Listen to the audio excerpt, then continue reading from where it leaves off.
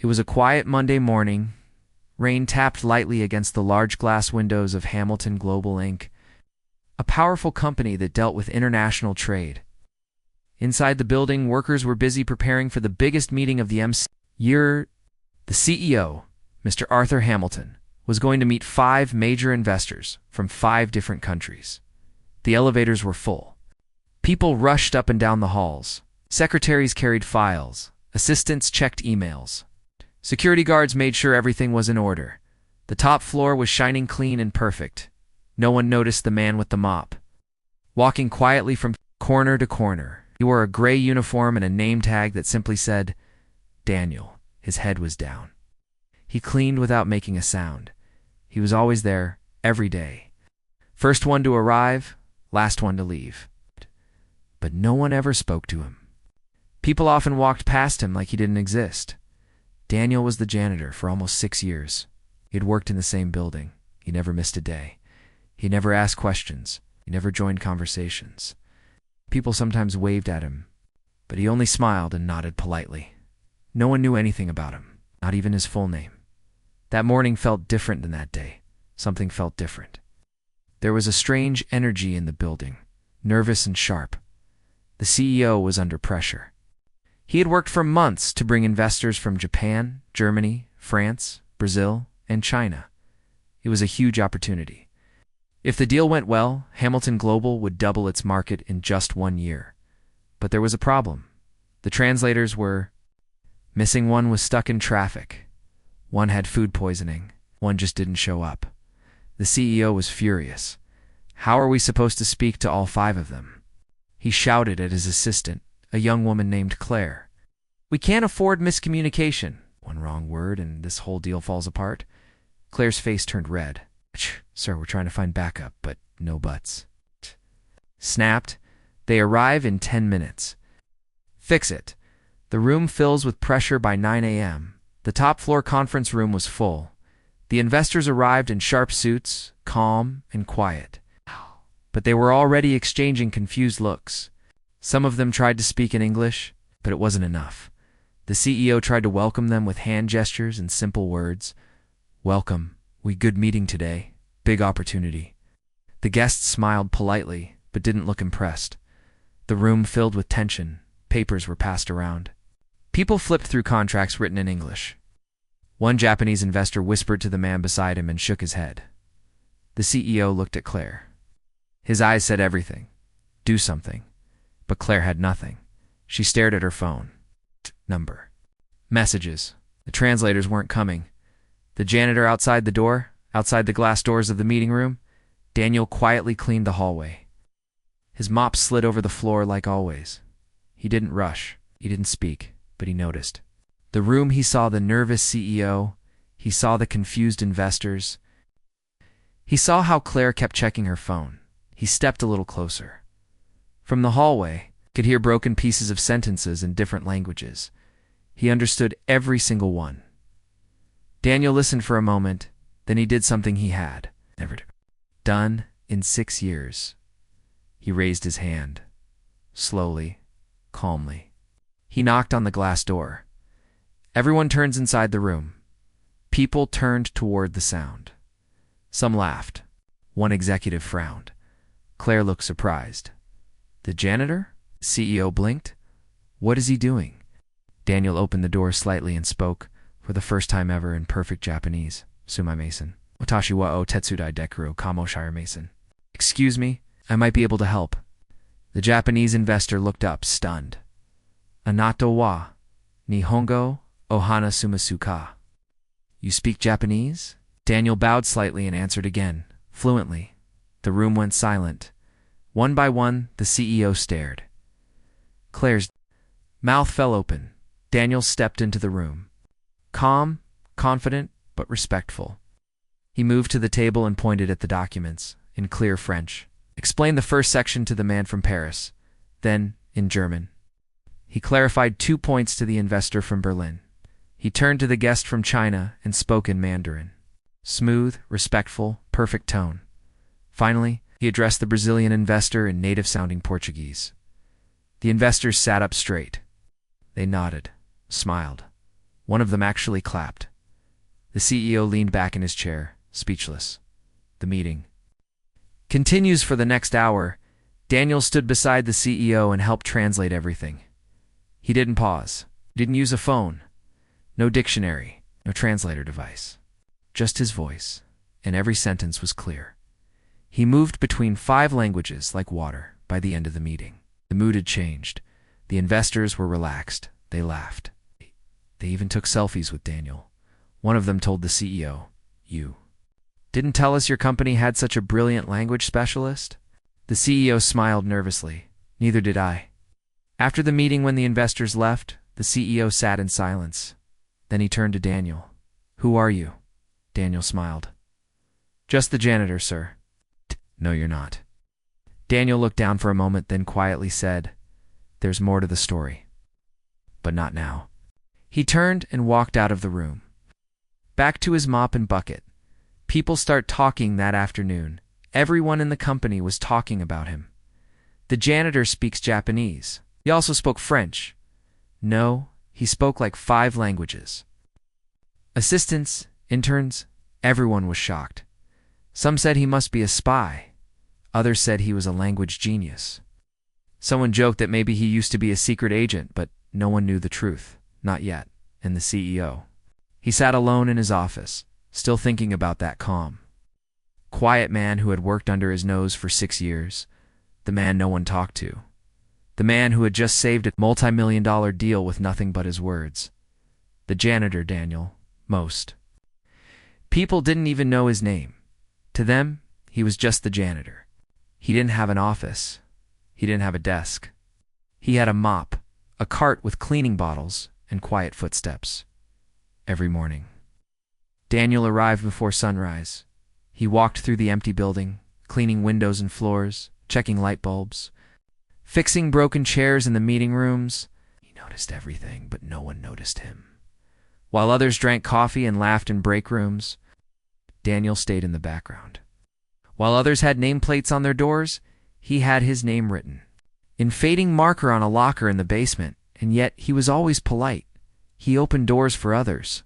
He helped carry heavy boxes. If someone dropped papers in the hallway, Daniel bent down to help without a word. People only saw the uniforms and people thought he was mute. Others thought he couldn't speak English well. But the truth was simpler. Daniel didn't want to talk. He had learned long ago. Sometimes silence is safer than speaking. When he spoke, people asked questions. Questions led to stories. And his story was something he didn't want to tell, so he stayed quiet, invisible, safe, new. Interns always asked. Every few months, a new intern would arrive at Hamilton Global. "Hey, who's that guy in the gray uniform?" they'd ask. "Oh, him?" "That's just the janitor," someone would reply. "He's been here forever. Super quiet. Never says a word. Nice guy, though. I think he lives alone." The intern would nod and forget. Just like everyone else, Claire begins to wonder, but after the meeting, Claire couldn't forget. She had watched Daniel speak 5 languages like it was nothing. No stuttering, no hesitation, no accent. She kept replaying the moment in her mind. She remembered walking past him a few weeks ago. He was reading something in the break room. She thought it was a magazine, but now she remembered it was a book. A very old book. And it wasn't in English. A strange collection the next morning. Claire walked down to the basement. She didn't know what she was looking for exactly. Just curious. Daniel wasn't there, but his locker was slightly open. She peeked inside. There were no cleaning rags, no snacks, no spare uniforms. Instead, there were books. Lots of them, books in Spanish, Arabic, Russian, Korean, Hebrew. Some had strange covers. Others looked worn, like they had been read 100 times. She stepped back slowly. Who is he? She wondered. Quiet power that day. Daniel went about his work as usual. No one said anything to him, but many more people looked. At him now? When he entered a room, whispers started. When he passed in the hallway, heads turned. He didn't react. He just kept cleaning. But deep down, he knew. They had seen a piece of him, just one piece, and the rest. They still didn't know. The CEO makes a call that evening. CEO Arthur Hamilton sat in his private office. His coffee had gone cold. He stared at a printed report in front of him. It was a summary of the meeting. Profits notes, investor feedback at the bottom, in bold letters. Thanks to your language expert, our trust has grown. Mr. Takeda Japani put the paper down and picked up the phone. Claire, he said, I want everything you can find on that janitor. His file, his background, everything. Claire paused. Should I tell him? No, not yet. Daniel Cleans one last room that night. Daniel cleaned the CEO's office after hours, the same way he always did. Quiet, careful, respectful. But as he wiped the glass table, he noticed something. A paper with his name on it. He didn't touch it, but he saw the heading. Daniel A. Blake Personnel File. He stared at it for a moment. Then he folded the cleaning cloth and walked out. Daniel's face was calm, but inside his mind, the CEO's file was stuck like a thorn. I can't. He hadn't seen the whole document, just his name on it. Still, that was enough.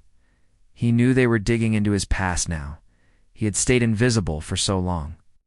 But now, that silence had been broken, and once a secret is touched, it rarely stays hidden. Whispers around the office by Wednesday, whispers turned into conversations. 2 coworkers near the coffee machine said, I heard he taught at a university once. Another one added, I saw him reading Russian in the break room. He turned the pages faster than I could blink. One intern said, that janitor's a polyglot or something. I Googled it. That means he speaks many languages. But no one dared ask Daniel directly. They still smiled politely when passing him in the hallway. But now, it was a different kind of smile. A curious one. A nervous one.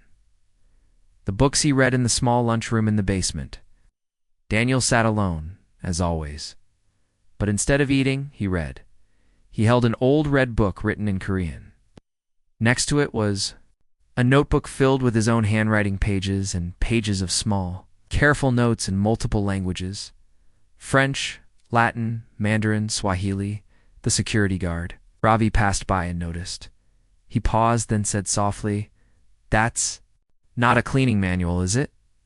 Daniel smiled. Oh, just light reading. Ravi laughed awkwardly and walked away, shaking his head. A hidden talent one day, Daniel was in the stairwell, mopping a small puddle. 3 junior employees walked by.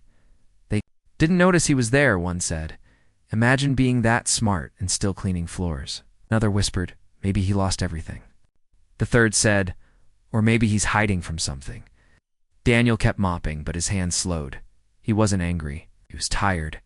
He had heard it all before. In other places, other cities, their lives, Claire finds something back upstairs. Claire sat in the HR room. She had finally received Daniel's employment file. It was thin. It was too thin. Just 1 page. Named Daniel A. Blake position. Janitor start date. 6 years ago, no emergency contact. No education listed. No work history before. Joining Claire frowned. That wasn't normal. She opened a second program on her computer, one used for background checks. When she typed his name, something popped up that made her stop breathing. Daniel A. Blake, former professor of linguistics, Harvard University. Published author, guest speaker in 32 countries. She blinked twice. Awarded for international translation excellence. Claire whispered, Oh my God. The CEO gets the truth that evening? Claire stood in the CEO's office with a printed file in her hands. Arthur Hamilton stared at the photo on the paper. A much younger Daniel, wearing a suit. Giving a speech at a global summit. He was famous, Claire said. The CEO didn't respond, she continued. After his wife and daughter died in a plane crash, he disappeared. He quit everything. He just vanished for years. And then, she added softly, he took a janitor job here, quietly, like he wanted to disappear. The CEO looked out the window. 6 years. And he never said a word. In the basement back. In the basement? Daniel returned to his locker. He looked at the shelf of books inside. He pulled out one, Language and the Soul, a book he had written. 12 years ago, his name was printed on the cover, but now, it didn't even feel like it belonged to him anymore. For most companies, a single international contract could take months to land. But for Hamilton Global Inc., this was different. The CEO, Arthur Hamilton, wasn't just chasing one deal, he was chasing 5 at once. 5 countries. 5 investors, 5 different languages. One chance to change the company's future. A global dream mister. Hamilton had been building this deal for a long time. He wanted Hamilton Global to expand into Europe, Asia, and South America. We can't. Stay local, he told his board members. We need to become a worldwide force. So he traveled. He met with powerful businessmen. He hired legal teams, brand consultants, and marketing experts.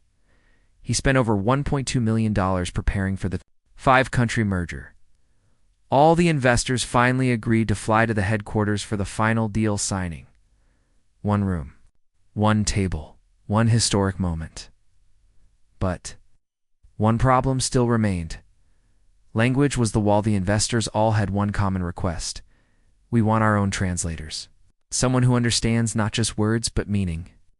Hamilton promised them it would be done. He hired the best translators from the region. 3 women and 2 men. Fluent, experienced, trusted. Everything seemed perfect. The date was set. The documents were printed. The CEO even ordered custom bottled water from each guest's home country. It was supposed to be a celebration, but then disaster hit. The translator crisis 3 days before the meeting. One translator from France caught the flu. Then the German interpreter had a family emergency and had to fly back. The night before the meeting, the Japanese translator was stuck at an airport. Only 2 were left. Claire, the CEO's assistant, looked panicked. Sir, we need backups. Should I try online apps or AI tools? The CEO snapped. These are million-dollar deals, Claire. We don't use Google Translate, she nodded, too nervous to speak. Hamilton rubbed his forehead. They arrive in less than 12 hours. Can't make a single mistake. A high-stakes gamble at 2 a.m., the CEO was still awake. He sat in his office, looking over the contracts again. Every sentence had to be right.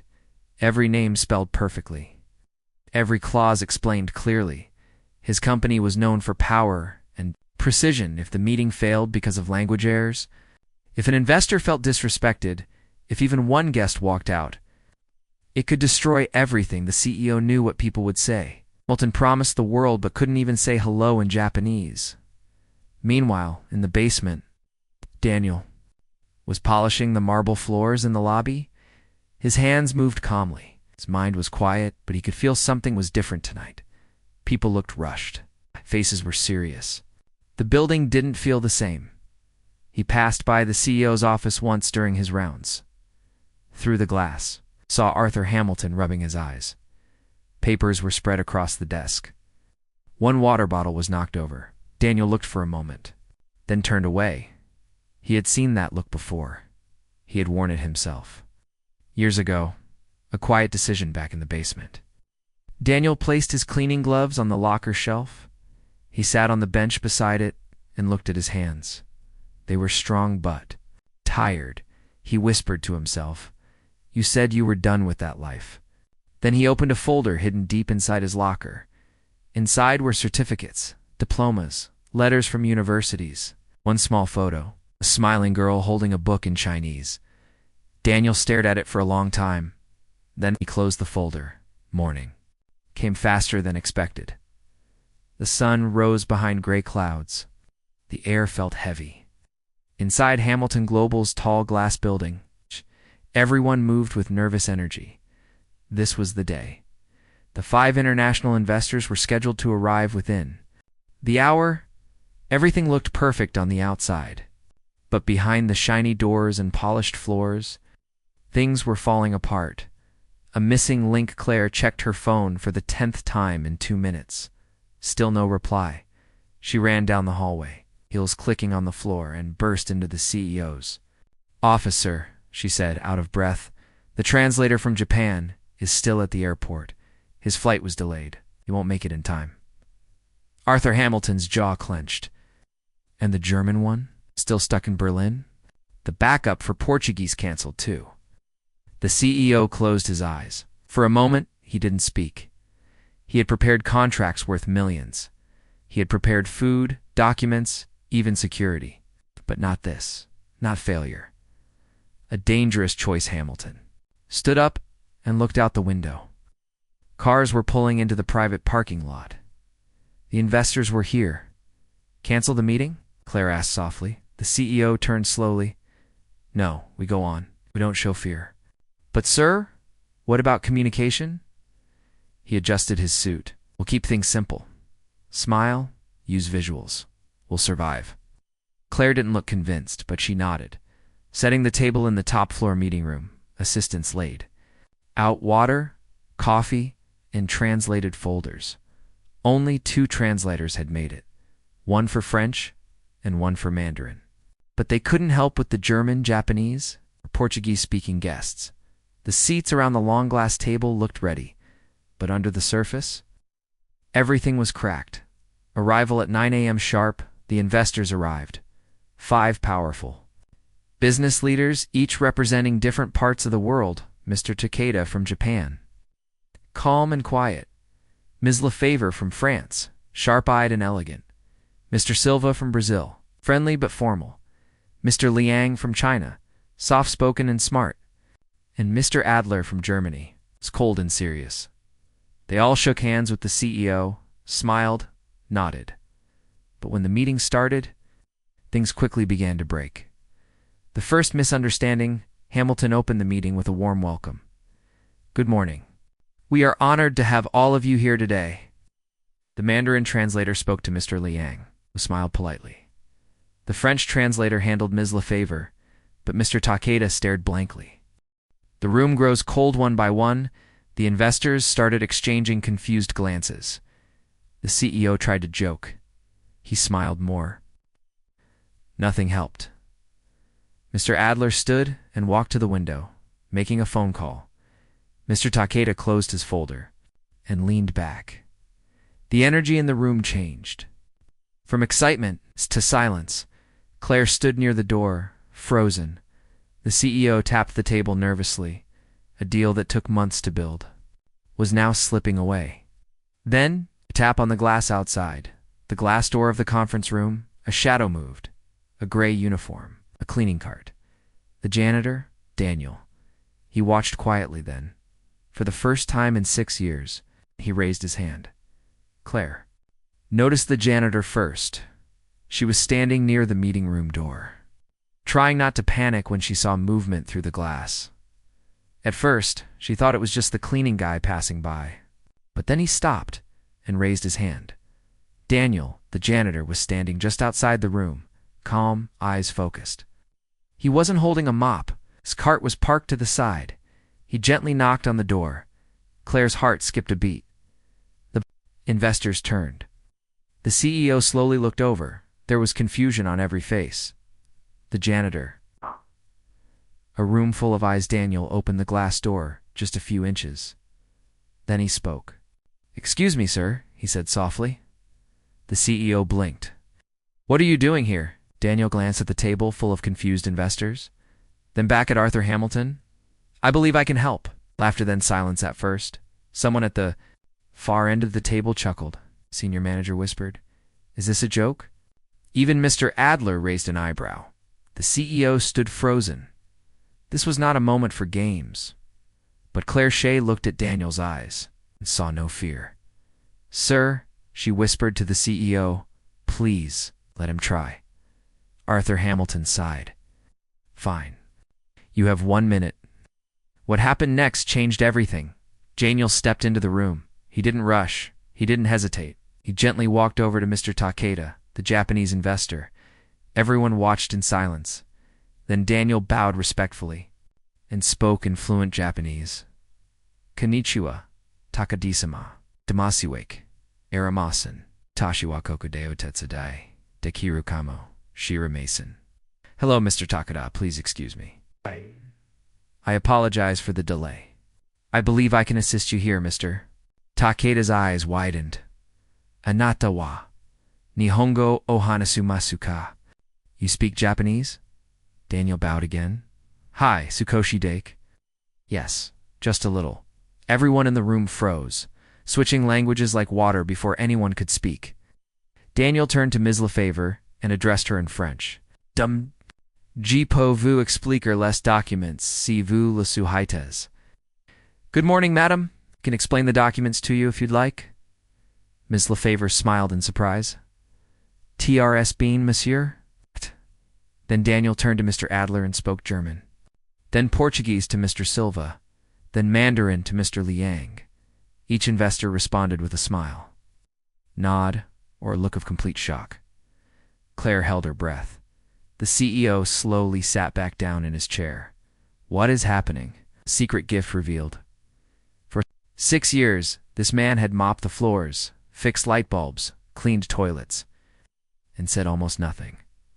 Now he stood at the center of a billion-dollar meeting, speaking like a trained diplomat. Without notes, without a device, without pause, every word was clear. Every sentence respectful.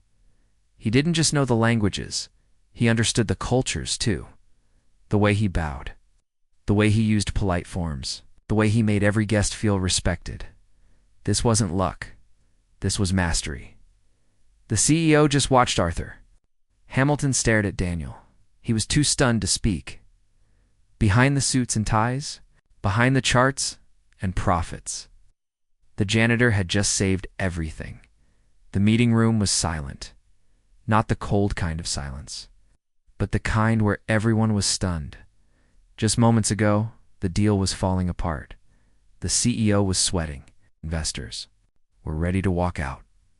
No translators, no progress, no trust. And now, the janitor was standing at the center of the room, speaking with the kind of grace you usually only see in diplomats or professors. The investors start talking, Mr.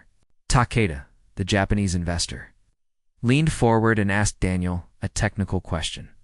Without hesitation, Daniel answered. Clearly, correctly. Respectfully, Mr. Takeda smiled. For the first time since he had arrived. Next, Ms. Lefevre pointed to a contract section in French. Daniel calmly explained every line word by word in her own language. She nodded, pressed. Even Mr. Adler, the German investor, known for being cold and impatient, leaned back and said, Finally, someone who actually understands me. What? Chart 5 languages. Daniel walked to the large presentation screen. There was a complex chart showing profit margins, delivery schedules, and market expansion. Earlier, the CEO had tried explaining it with gestures. It only caused confusion. Now Daniel translated the chart 5 times. Once in each guest's native language. He didn't just translate the words, he explained the meaning behind them, the cultural terms, the business phrases, the tone. It was like watching magic. But it wasn't magic. It was skilled. Claire watches, and Claire stood quietly in the corner, hands clasped. She had worked for the CEO for 3 years. She had seen many people try to impress powerful guests, but nothing like this. This wasn't someone trying to look smart. This was someone sharing knowledge, doing it with humility. For years, she had passed Daniel in the hallway, smiled. Politely never imagined this was inside him, she whispered to herself. He's not a janitor. He's a legend hiding in plain sight. The CEO begins to understand Arthur. Hamilton watched it all, still sitting, still speechless. A man who had built companies with numbers and charts, now completely humbled by the one person he had never looked at twice. He remembered walking past Daniel in the hallway just last week, thinking another quiet cleaner. Useful, but forgettable. Now he realized something terrifying and powerful. The smartest man in the company had been cleaning his windows. Respect slowly fills the room, though. Investors were no longer tense. They were asking more questions, laughing, taking notes, sharing jokes with Daniel in their own languages.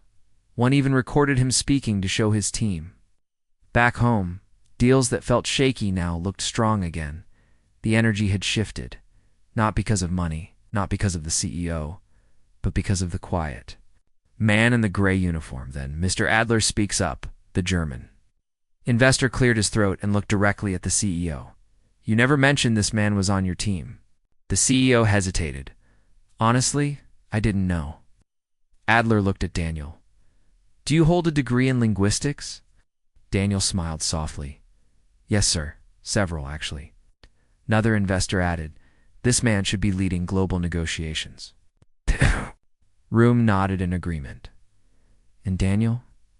He didn't show off. He didn't brag. He simply bowed and said, I'm just happy I could help. Everyone in that room knew. He wasn't just helping. He was carrying the meeting. The mood in the room had completely changed. Moments ago, the CEO had been afraid to even speak. Now the investors were relaxed, leaning in, listening, smiling. But all eyes weren't on Arthur Hamilton. Anymore, they were on the janitor. The man who had been invisible for years was now the most important person in the building. He didn't look like a hero. Daniel didn't wear a suit. He had no gold watch, no expensive shoes. His gray uniform still had bleach stains on the sleeve, but when he spoke, every person listened. His voice was soft but powerful. His posture was humble but strong. He had something the others didn't have: respect. Real, earned, global respect. One by one. They thanked him. When the presentation ended, each investor came forward. Mr. Tokeda bowed deeply. You honored my language. I thank you. Ms. Lefevre shook his hand, explained what the documents failed to. You should teach. Mr. Silva from Brazil even hugged him. Your Portuguese is better than mine. Daniel smiled quietly through it all. Claire finally speaks to him as the guests stepped out for lunch. Claire stayed behind with Daniel. She looked up at him and said softly, Why didn't you ever tell anyone? Daniel paused. Then, in the calmest voice, he answered, Because I didn't come here to be known. I came here to disappear. Claire didn't understand. But she didn't ask more. She could tell he wasn't ready to explain everything. The CEO approaches Arthur Hamilton slowly. Walked up, face unreadable. He looked Daniel up and down, not with disrespect this time, but with surprise. And maybe even regret. Where did you learn all of this? Daniel stayed quiet for a moment, then answered, Years of study. Years. Hamilton nodded slowly. You just saved this company. Daniel gave a small smile. I saved. A meeting. The CEO offers his hand for the first time ever. The CEO extended his hand toward Daniel. A real handshake. It's not a forced one. Not from a boss to a worker, but from one man. To another man he now respected, Daniel looked at the hand, then shook it. No words were needed. Behind the doors as Daniel walked out of the room, the employees in the hallway parted like the sea. They all watched him silently, people who had ignored him for years now, looked at him like he was something rare. A mystery. A genius. A man they had never truly seen, but Daniel. He didn't look back. He didn't walk faster. He simply returned to his cart, picked up his mop, kept moving forward. To them, he had just stepped in and saved the day. But for him, this wasn't the start. It was the beginning of something much bigger. After the meeting, the building slowly returned to normal. Employees went back to their desks. Phones rang. Coffee cups were refilled, but something had changed. The story of the janitor who spoke 5 languages had already started to spread floor by floor, room by room. Everyone was asking the same thing. Who is Daniel? Really? Meanwhile, Daniel went back to work. He didn't go upstairs. He didn't celebrate. He returned to the service floor, low ceilings, flickering lights, the hum of old machines. He pushed his cleaning cart into a supply closet and closed the door behind him. For a few seconds, he stood in silence. Then he sat down and opened an old wooden box hidden behind the mops. Inside were memories he hadn't touched in years. A different life there was a worn passport. One photo showed him standing proudly in front of a lecture hall in Switzerland. Another was a letter yellowed, with time from a university in Japan, inviting him to speak on language and global peace. Another was a photo of him with his wife and daughter, all 3 smiling, together safe. He ran his fingers slowly over their faces, then folded the photo and placed it back inside the box. What happened to him? Once Daniel Blake had been one of the world's leading linguists. He had spoken at unconferences, written books, taught at Harvard, traveled to over 40 countries. He had everything: fame, respect, family. Until the day he lost it all, the crash that changed everything 6 years ago. His wife and daughter boarded a small private plane to visit family. The weather was clear. The route was safe. But something went wrong. The plane went missing over the ocean. No survivors were found. Daniel was in Tokyo at the time. He was giving a speech about language building bridges. He got the call during a dinner, and from that moment on, his world went dark. A man disappears. He canceled all talks, sold his house, closed his bank accounts, and disappeared. No more flights. No more lectures. Ow. No more language. He took a job as a janitor in a city no one would recognize him. Not because he couldn't go on, but because he didn't want to. Why this company? Daniel had chosen Hamilton Global Inc. for a reason. It was quiet, professional. Everyone was too busy to ask questions. They needed a cleaner knot, a story. He stayed there for 6 years, noticed.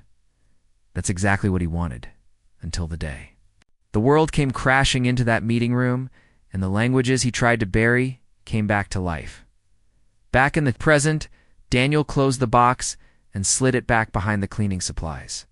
He stood, washed his hands, and looked at himself in the mirror. He didn't see a hero. He didn't see a genius. Just a man. Still healing. It didn't take long.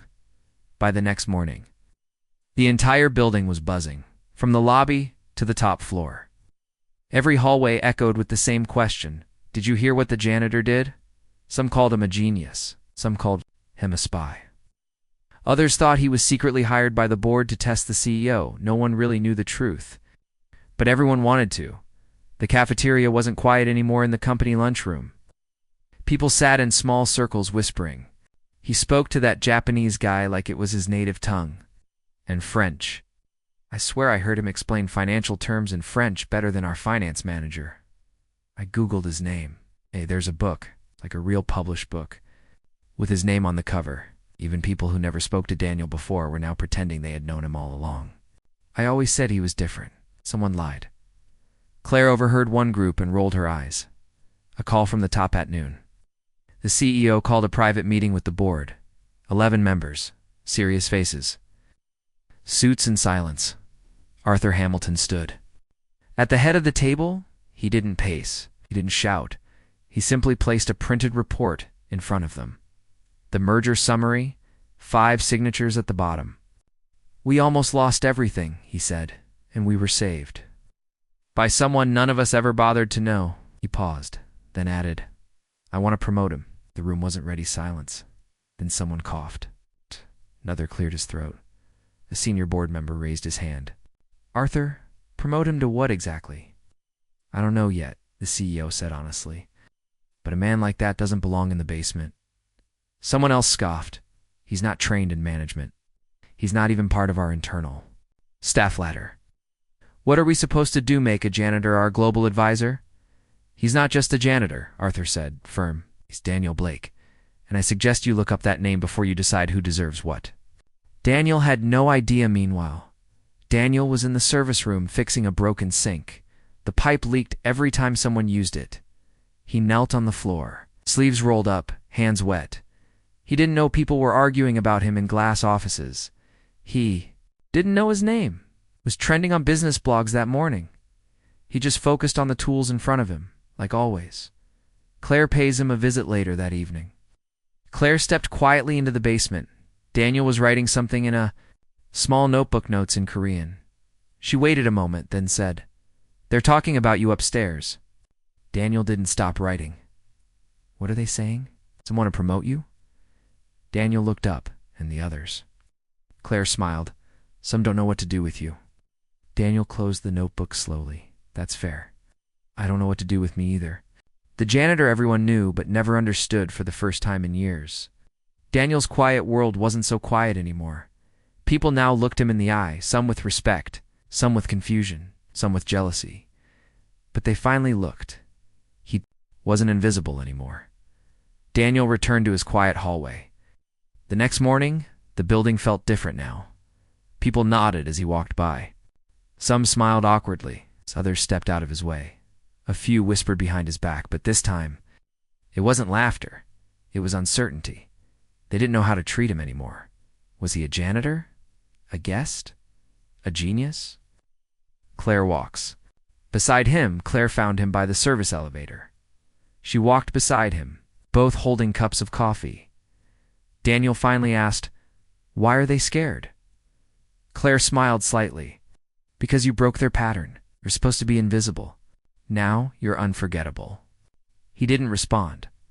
Upstairs, a new plan in the executive meeting room. Arthur Hamilton stood at the window, hands in pockets. Next to him was a man in a dark suit, Mr. Bennett, head of global strategy.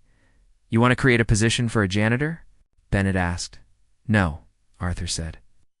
"I want to create a position for the most intelligent man in this building." He placed a file on the table. Global language and culture consultant. Bennett looked doubtful. "Will he even accept it?" The CEO sighed. "I don't know, but I'll offer it anyway." Daniel gets called upstairs. Claire entered the basement and handed him a white envelope. "The CEO wants to see you now." Daniel raised an eyebrow. "Did I forget to clean something?" Claire shook her head. "No, it's time he's not calling about floors." The office that was never meant for him, Daniel stepped into the CEO's office unsure. Everything was quiet. The room smelled like fresh leather and expensive coffee. Arthur stood up from his desk and gestured for him to sit. "Daniel, I want to thank you again." Daniel nodded politely. "You already did, sir." "Not properly," Arthur said. He slid a document across the desk. Daniel glanced at it, then paused. "Global language and culture consultant." The CEO nodded. "A full-time position. Senior level. It comes with your own office staff and global travel." Daniel blinked. He didn't smile, didn't speak. He simply looked out the window. The offer was real. "But so was the conflict," Arthur continued. "This company needs you. You saw what happened in that meeting. Without you, we would have lost it all." Daniel finally spoke. "What if I don't want to be needed?" The room went quiet. "Spent years trying to be no one. Just a face. Just a uniform. That's how I survived." Arthur nodded slowly. "And now? No. I don't know what I am anymore." A second envelope. The CEO opened a drawer and pulled out a second envelope. "There's something else," he said. Daniel opened it carefully. Inside was a letter, a scanned copy of an old photo, and a message. "Mr. Blake, I was a student at your lecture in Argentina in 2012. Your words changed my life. I became a translator because of you. I saw your face in the news today. I just wanted to say thank you, Professor." Daniel held the letter gently. He didn't speak, but his eyes told the whole story. A door opened. Arthur stood. "The job. Offer stands. If you walk away now, I'll respect that. But if you accept," he looked Daniel in the eye, "you'll never be invisible again." Daniel stood slowly, and for the first time, he didn't feel small. He felt seen. Daniel walked out of the CEO's office with both envelopes in his hand. His footsteps echoed down the long hallway. Everyone he passed looked at him with new eyes. Some nodded in respect. Others moved aside quietly, but Daniel didn't notice them. His mind was somewhere far away. Back in the basement, he returned to the service floor, his old world. Same dim light. Same gray locker. Same silence. Daniel placed the offer letter gently on top of his cleaning cart. Then he opened his locker one.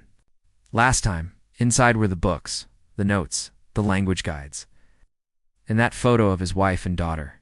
He sat down on the bench and stared at it. A life he tried to erase. He remembered the applause from students in Mexico, the long nights in German libraries, the way his daughter would ask him to speak the funny French words. Before bedtime, he also remembered the day he received the phone call about the plane crash. He remembered collapsing to the floor, unable to breathe. From that day on, everything changed. He didn't want applause. He didn't want success. He just wanted to forget. And now, he was being asked to step back into the world he left behind. A visitor from the past. Suddenly the door opened. Claire stepped inside, holding something. This came to the front desk. "A package for you." Daniel raised an eyebrow. "For me?" She nodded. No return address. He carefully opened the box. Inside was an old, worn book. The Spanish translation of his first publication, The Language That Connects Us. There was a sticky note inside. "You saved me once with this book. Maybe it's time to save others again." No name, just a date. 2008, Buenos Aires. Daniel closed the book, and his eyes. Upstairs, they wait back in the boardroom. The CEO sat with the other executives. Some were anxious, others still confused. Will he accept? One asked. Arthur Hamilton didn't answer, simply stared at the clock. The janitor returns. But not like before. 30 minutes later, the elevator door opened. Out stepped Daniel. But this time, he wore no cleaning gloves, no mop, no cart, just a buttoned-up shirt, clean slacks, and a folder in hand. He walked straight to the CEO's office. No. One stopped him. He didn't knock. He entered and spoke clearly. "I accept." The room reacted. Some board members stood in surprise. Others clapped slowly. Arthur smiled, stood, and shook his hand. "Welcome back, Professor Blake." Daniel gave a small nod. "Thank you, but I'm not here to be famous again." He looked around the room. "I'm here to serve, just in a different way now." A new chapter begins later that evening. Daniel sat in his new office, still quiet, still calm. But now he sat behind a real desk. With a nameplate, Daniel Blake, Global Language and Culture Consultant. The wall were maps from all over the world. On the table, a framed picture of his family. He whispered softly, "Maybe it's not about forgetting them. It's about honoring them." And for the first time in years, he allowed himself to smile. 2 weeks passed. Daniel's new office on the 14th floor looked small compared to others, but it meant everything to him. Every morning he arrived early, not to sweep the floors, but to train executives on how to understand people, not just languages. He led cultural briefings. He taught top managers how a single wrong word could ruin a $1 million deal. But his work was just beginning. Arthur Hamilton had more plans for him. He called Daniel into the office one afternoon. "I want you to fly with me to Tokyo next week. We're finalizing a partnership with the Takeda Group." Daniel blinked. "You want me? On the plane?" "Not just on the plane," the CEO smiled. "I want you at the table." Daniel hesitated. It would be the first international trip he had taken since the crash. "I'm not sure I'm ready." Arthur's voice softened. "Maybe you're more ready than you think." Preparing to leave that night, Daniel walked into his apartment. He stared at the small bookshelf. Dusty, quiet, full of unread things. He pulled out an old travel bag inside. He found a folded paper, his daughter's drawing of the Eiffel Tower she had once told him. "One day, I'll visit every place you speak about." He held the paper close, then packed it into his suitcase. Arrival in Japan. The plane landed smoothly in Tokyo. Daniel stepped out with the team, heart beating fast. He expected fear. Instead, he felt calm. He looked around at the signs, the streets. The language he once spoke like music? It felt familiar. It felt right. The meeting room. Again, the Takeda Group's headquarters were even grander than Hamilton Global's. Tall glass walls, robotic receptionists, sleek suits everywhere. Daniel sat beside the CEO at a wide conference table. Across from them sat Mr. Takeda and 6 other Japanese executives. Everyone waited. Then the CEO spoke. "Before we begin, I'd like to introduce someone who made this partnership possible." He turned to Daniel. "Mr. Blake, would you do the honor?" Eyes turned to the janitor turned advisor. Daniel stood slowly. He bowed deeply, perfectly timed, and culturally correct. Then he began speaking fluent Japanese, thanking each guest by name, referencing small details from past meetings, even mentioning one executive's hometown sushi shop. The room lit up with quiet smiles and nods. one of the Japanese leaders whispered to Mr. Takeda, "Where did you find this man?" Mr. Takeda smiled. "He didn't. He found us." An old wound reopened after the meeting. Daniel stepped onto a small balcony to breathe.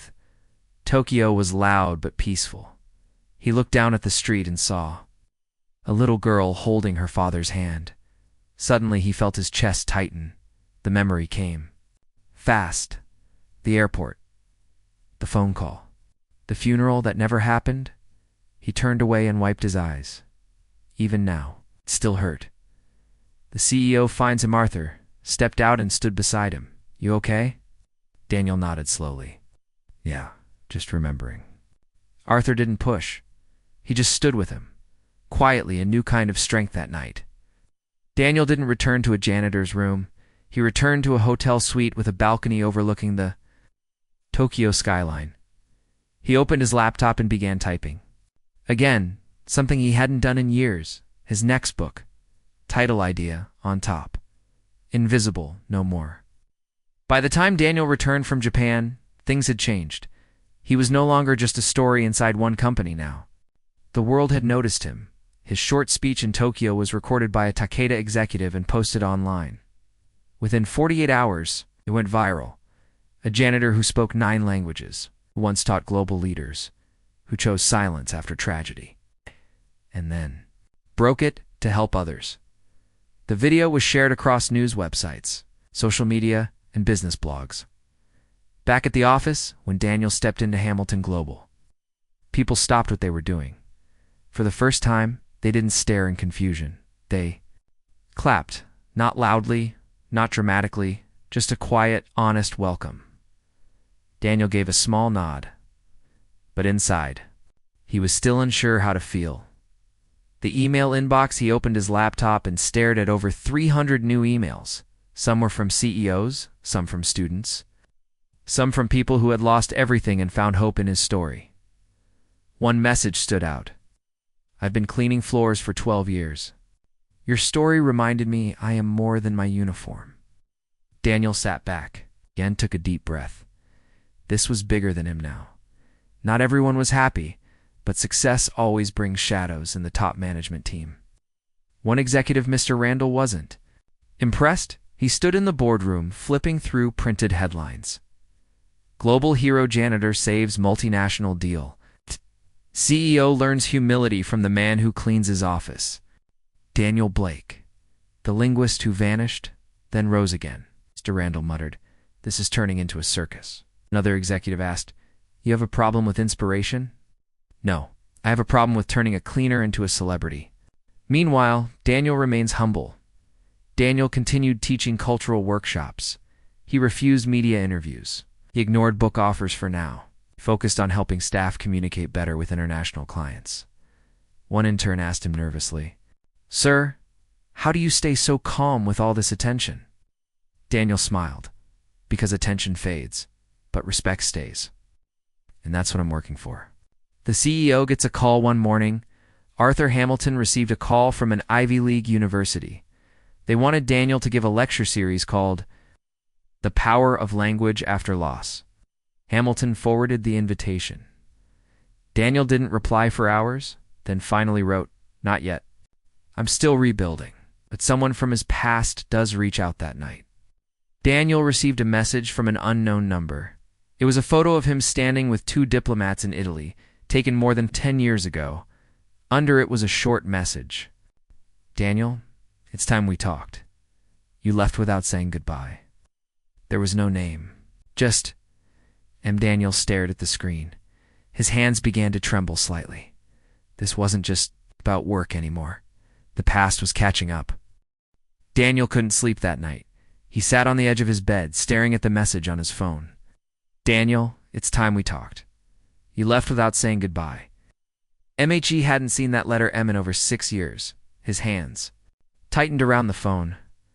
A name he tried to forget him stood for Marcus Vale, a close friend, once his partner in language research. They had traveled together, published together, but Marcus had wanted fame, speeches, recognition. Daniel had always been the quiet one. When the crash happened, Daniel vanished. And Marcus never got to say goodbye. A meeting is set the next day, Daniel replied. Tomorrow, 4 p.m., same place. As before, he sent it and closed his phone without looking back. That place was a quiet cafe near the university where they used to lecture. Claire noticed something was different. "You okay?" she asked softly. "An old friend found me," he said. "Or maybe I found him." The reunion, the cafe, was almost empty when Daniel walked in, and there he was, Marcus Vale. Same eyes. Same tired smile. A few more wrinkles. He stood up, arms crossed. 6 years, Marcus said, and not even a goodbye. Daniel sat down, quiet, calm. I didn't know how. Old wounds reopened. Marcus leaned forward. "You were the greatest. Language mind of our generation, Daniel. Then you disappeared, and left me to explain to the world what happened." Daniel looked down. "I lost my family, Marcus. I lost myself. I didn't have anything left to say." Marcus softened a little. "You could have said something. You mattered to people. You mattered to me." Silence. Then Daniel whispered, "I didn't want to matter anymore. A new opportunity." With a warning, Marcus pulled out a folder. Inside were documents with a university logo. "They want you, Daniel, as a guest professor. The Global Language Summit. Keynote speaker." Daniel raised his eyebrows. "I thought they forgot me." Marcus shook his head. "You were never forgotten. Just added." Then Marcus added carefully, "But not everyone wants you back. There are jealous people in high places. Some think you're trying to embarrass them." Daniel leaned back. "I'm not here to prove anything. Just want to help." "Well," Marcus said, "you might have to choose soon." Back at Hamilton Global that evening, Daniel stood in the quiet hallway of the office, a copy of the keynote. Invitation sat in his hand. Claire walked up beside him. "You've been quiet," she said. "An old world is pulling me back," he replied. "And what do you want?" Daniel thought for a moment. "I don't want the spotlight. I just don't. Want to hide anymore?" A new threat begins to grow meanwhile. In a private boardroom, Mr. Randall, the executive who had doubted Daniel since the start, was on a video call with an unknown person. "He's growing too fast," Randall said. "The press loves him. Staff follows him." The voice on the other end replied coldly, "Then it's time to remind him of his place." Randall leaned forward. "Want me to bring up the classified file?" "Do it, quietly." Click. Daniel arrived at work that morning with a calm face, but his heart was heavy. In his coat pocket was a plain brown envelope. No return label, no signature. Just his name written in cold block letters. Daniela Blake Siaona Fidial. He'd opened it the night before. Inside were papers. About his past? Not the books, not the lectures, but his military background. His work in language for national security. Ow. Missions never spoken of. Files never meant for public eyes. And now someone had them. The threat arrives in his inbox that morning. Said a message, "Decline the summit, or your full file goes public. This is your only warning." No name, no trace. Daniel stared at the screen, then slowly closed the laptop. He had known this day might come. He just didn't expect it to hurt so much. Arthur Hamilton steps in. Daniel knocked on the CEO's door. Arthur looked up, concerned. "You okay?" Daniel handed him the envelope. Arthur scanned the files. His eyes widened. "This is sensitive. Who sent it?" Daniel shook his head. "No signature, just a threat. You don't have to face this alone," Arthur said. Daniel smiled softly. "I've faced much worse. Alone is how I found peace. But now I have something more important than peace." The summit begins 1 week later. The Global Language Summit began in New York City. Hundreds of professionals gathered. Cameras flashed. Reporters whispered. People were told the final keynote speaker had declined. But just as the final session was closing, the doors opened, and Daniel Blake walked in. The room stand still. Everyone turned. Some gasped. Others stood in shock. Daniel walked to the stage. Calm, straight. Sure, no security. No notes. Just a microphone and a quiet strength. He looked out at the crowd, then said, "For years, I chose silence, not because I had nothing to say, but because I was broken. I believed my voice only mattered when the world clapped." Paused, but now I know. The most important words are the ones spoken when no one is watching. The truth comes out here. Didn't hide anything. He told the world about his work in conflict zones, about using language to stop violence, to save lives, about the day he lost his family and why he ran. He didn't cry, he didn't tremble, he just spoke. And the room was completely silent. Applause that meant something when he finished. There was no music, no announcement, just one person who stood, then another, then hundreds of full standing ovation. But Daniel didn't smile in pride, he smiled in peace. Back at the company, Mr. Randall was quietly removed from the board. No press release, no, just a quiet goodbye. Arthur Hamilton walked into Daniel's office later that week. "How does it feel?" he asked. Daniel closed a book and replied, "Lighter." The final scene, Daniel stood on the rooftop of Hamilton. Global. The city below glowed gold. He pulled a small photo from his wallet, his wife and daughter. He held it up to the sky. "I finally spoke," he whispered, and they listened. He closed his eyes, and for the first time in years, he felt home.